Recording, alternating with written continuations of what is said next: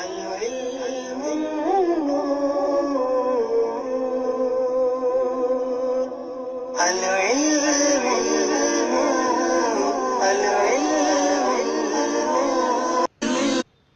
الحمد للہ رب العالمین والصلاة والسلام علی سید الانبیاء والمرسلین اما بعد فاعوذ باللہ من الشیطان الرجیم بسم اللہ الرحمن الرحیم الحمد للہ عز وجل۔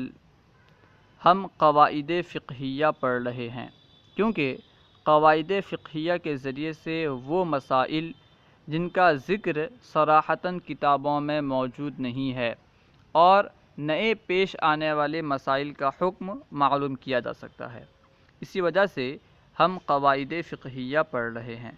آج ہم انشاءاللہ عز وجل مزید چند قواعد فقہیہ پڑھیں گے۔ قاعدہ نمبر 6، اقرار المکرہی باطل۔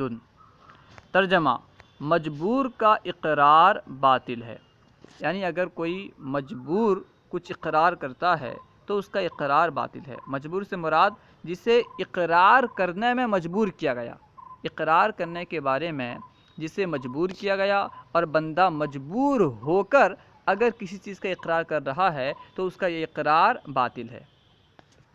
مجبور سے مراد کسی اور معاملے میں مجبور ہو اور اقرار کرے تو اس کا اقرار باطل ہے، ایسا نہیں، بلکہ جسے اقرار کرنے میں مجبور کیا گیا اور وہ مجبور ہو کر اقرار کر رہا ہے تو اس کا اقرار باطل ہے۔ مثال: اگر کسی شخص کو مجبور کر کے یہ اقرار کرایا گیا کہ اس نے اپنا گھر بیچ دیا ہے تو یہ اقرار باطل ہے۔ اسی طرح ہر کام کے بارے میں، یعنی اگر کسی بندے کو کسی کام کے بارے میں مجبور کر کے اقرار کرایا گیا تو اس کام کے بارے میں اقرار کرنا باطل ہے۔ تنبیہ: چور سے زبردستی اقرار کرانے کے بارے میں اختلاف ہے کہ چور سے اگر زبردستی اقرار کرایا گیا تو اس کا اقرار باطل ہے یا باطل نہیں، اس بارے میں اختلاف ہے۔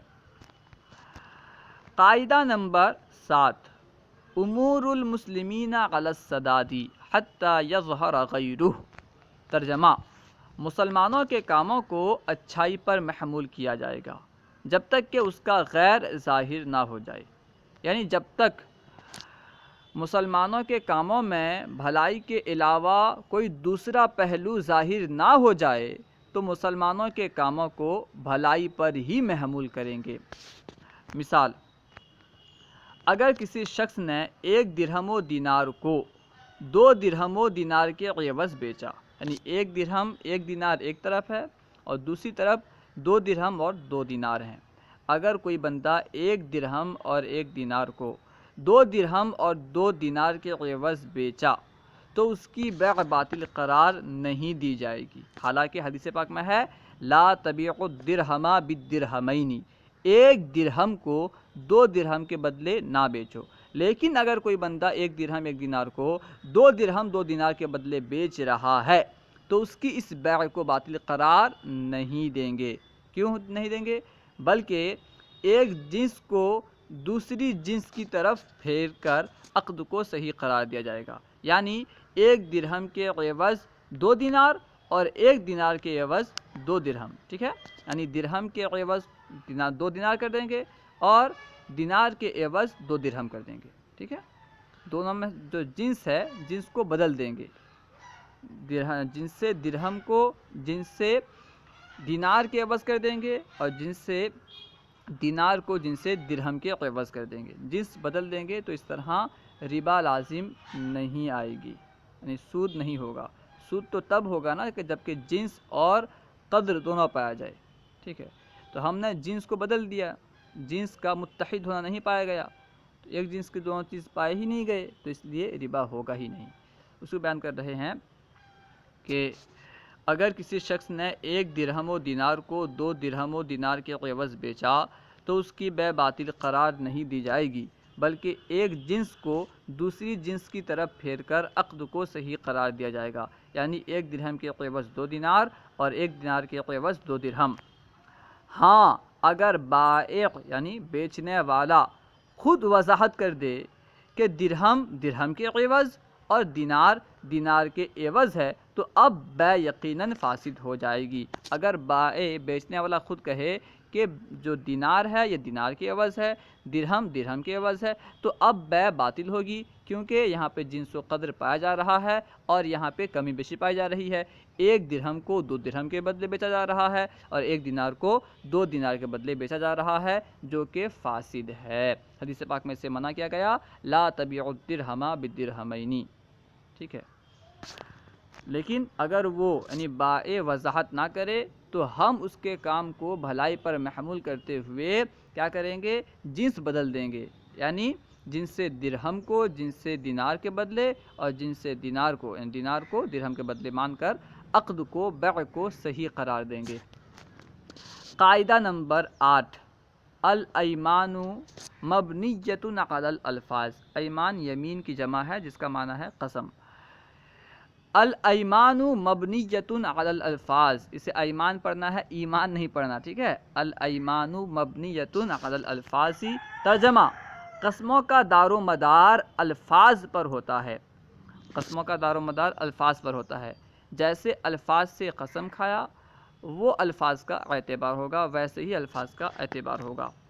مثال، اگر کسی نے قسم کھائی لا یشتری لفلان شیئا بفلس، یعنی فلاں کے لیے 1 پیسے کی چیز نہیں خریدے گا۔ اگر کوئی قسم کھائے کہ فلاں کے لیے 1 پیسے کی چیز نہیں خریدوں گا، پھر اس کے لیے 1 درہم کی چیز خرید لی تو اس کی قسم نہیں ٹوٹے گی، کیونکہ الفاظ قسم میں فلس کا لفظ ذکر ہے جو کہ درہم پر نہیں بولا جاتا، لفظ فلس درہم پر نہیں بولا جاتا، اور کیونکہ قسم میں قسم کا جو دار و مدار ہے یہ الفاظ پر ہے، اسی وجہ سے وہ الفاظ یہاں پہ نہیں پائے گئے جس الفاظ سے اس نے قسم کھائی تھی، اسی وجہ سے اس کا قسم جو ہے نہیں ٹوٹے گا۔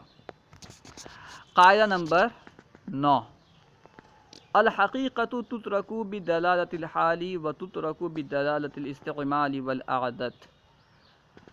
ترجمہ، حقیقت دلالت حال، دلالت استعمال اور دلالت عادت کے سبب ترک کر دی جاتی ہے، یعنی حقیقت کو، کسی لفظ کے حقیقی معنی کو دلالت حال کی وجہ سے، دلالت استعمال اور عادت کی وجہ سے چھوڑ دیا جاتا ہے، ترک کر دیا جاتا ہے۔ مثال، اگر کسی نے قسم کھائی کہ گوشت نہیں کھائے گا، اگر کسی نے گوشت نہ کھانے کی قسم کھائی تو معاذ اللہ خنزیر یا آدمی کا گوشت کھانے سے قسم نہیں ٹوٹے گی، کیونکہ عادتاً ان کا گوشت نہیں کھایا جاتا، کیونکہ عادت اسی پر جاری ہے کہ خنزیر اور آدمی کا گوشت نہیں کھایا جاتا، یعنی جب گوشت کے بارے میں ذکر ہوتا ہے، گوشت کے کھانے کے بارے میں، تو جو کھانے والے گوشت ہیں ان سے مراد خنزیر اور آدمی کا گوشت ہوتا ہی نہیں ہے۔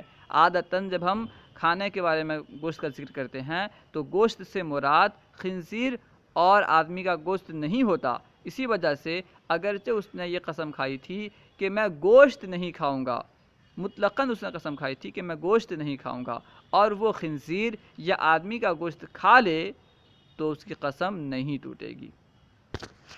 قاعدہ نمبر 10، الخطأ فیما لا یشترط التعیین لا یضر۔ ترجمہ، جس چیز میں تعیین شرط نہیں اس کی تعیین میں خطا نقصان دہ نہیں۔ جس چیز میں تعیین شرط نہیں ہے، متعین کرنا شرط نہیں ہے، اگر اس میں تعیین کرتے ہوئے خطا ہو جائے، غلطی ہو جائے تو یہ خطا، یہ غلطی نقصان دہ نہیں ہے۔ الخطأ فیما لا یشترط التعیین لا یضر۔ مثال، اگر کسی نے ظہر یا عصر کی 4 رکعت فرض کی جگہ غلطی سے 3 رکعات کی نیت کر لی تو کوئی حرج و نقصان نہیں، کیونکہ نماز میں تعداد رکعات کی نیت کرنا شرط نہیں ہے۔ کتنی رکعت نماز پڑھ رہا ہے، تعداد رکعات کی نیت کرنا شرط نہیں ہے، مطلقاً نماز کی نیت کیا، ظہر کی، عصر کی وغیرہ کی، تو نماز ہو جائے گی۔ اللہ و رسولہ اعلم۔ السلام علیکم ورحمۃ اللہ وبرکاتہ۔